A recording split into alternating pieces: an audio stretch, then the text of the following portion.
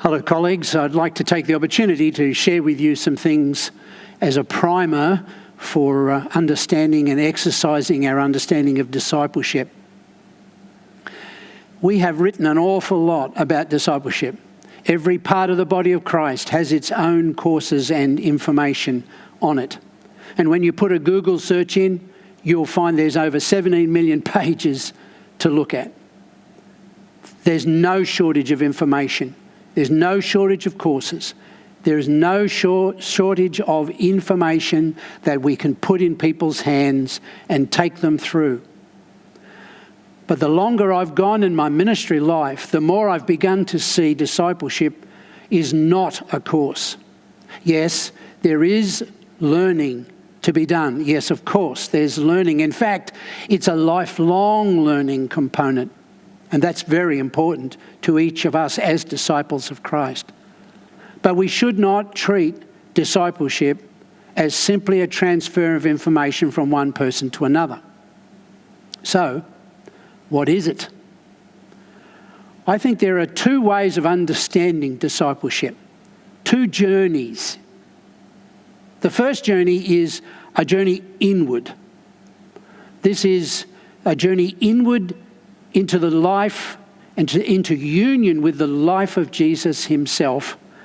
And in this journey, the disciple finds out more and more, not just about Jesus, but him. They find out more of him, their way of Jesus, the life of Jesus. And they begin to model themselves on him because he's the one to whom they are discipled. They are not discipled to a church. They are discipled to him.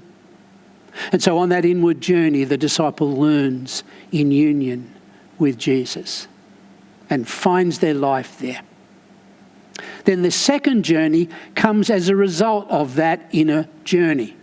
It is the journey outward to holiness and towards mission. So holiness of life in all our dealings, in our personal character, in our dealings with others, and then into the journey, into the mission of that which God has determined. Just as Jesus was committed to the Father's mission, so are we who are discipled to Christ. It's a journey inward to life in union with Jesus, and a journey outward to holiness and mission.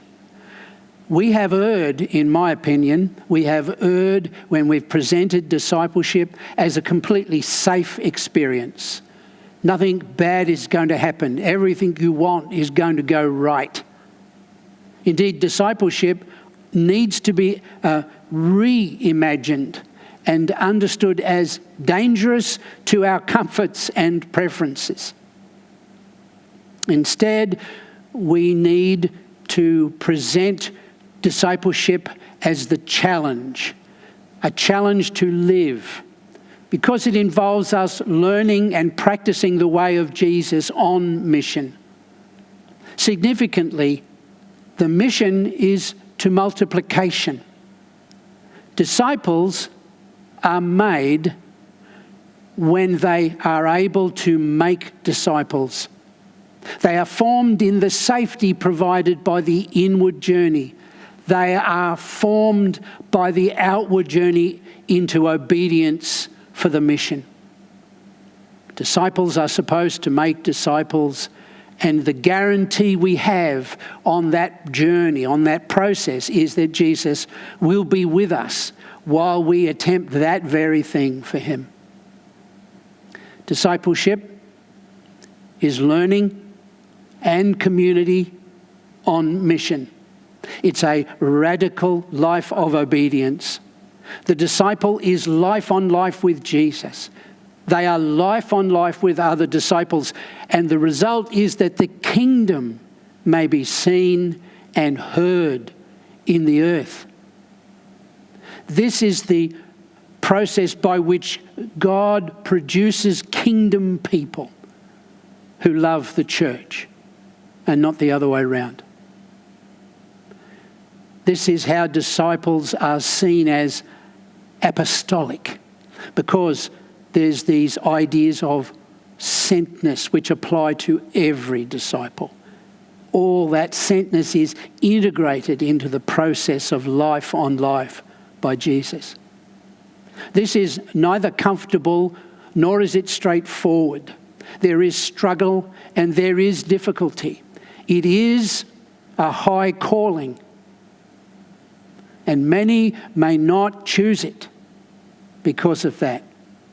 But it is what Jesus has called us to. For me, colleagues, the Army's idea of soldiership fits this to a T. We are called to put aside our own comforts for the sake of what Jesus wants in the earth.